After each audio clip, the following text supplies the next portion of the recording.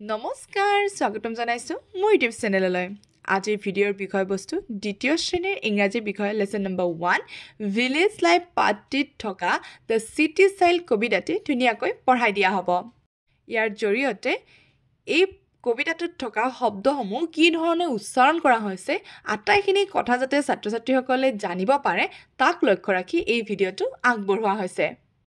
আৰু লগতে ক'ব খুজিছো লেসন 1 ভিলেজ লাইফৰ যদি আপোনালোকক কোনো ধৰণৰ প্ৰশ্নসহ উত্তৰ বা শব্দসহ অৰ্থ লগতে যিমানবিলাক পঢ়ি দিবলগীয়া আছে আটাইবোৰৰ উচ্চাৰণ এই সকলোবোৰ লাগে যদি তেতিয়াহলে আপোনালোকে তলত দিয়া লিংকটো দেখিছে নহয় এটোত ক্লিক কৰক আৰু আটাইবোৰ ইন ডিটেইলছত পাবলৈ সক্ষম হ'ব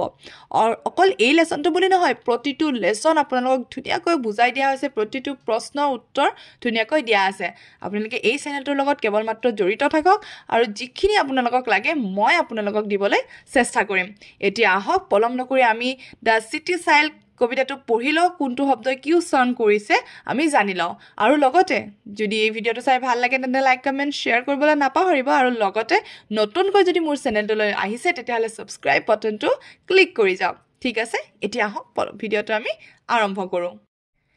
The city child I live in a city in a street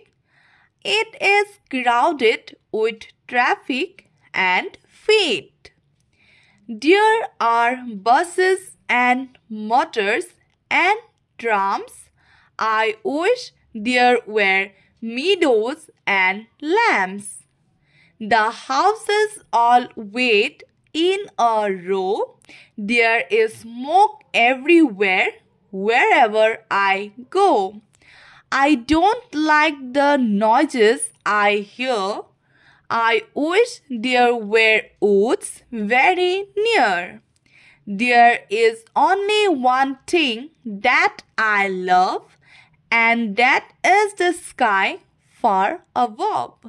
এই কবিতাটিৰ প্ৰতিটো শব্দ অৰ্থসহ বুজাই দিয়া হৈছে আপোনালোকক যিখিনি আগতে কৈ দিয়া হৈছে যে তলৰ লিংকটোত ক্লিক কৰিলে আপোনালোকে ইন ডিটেইলছত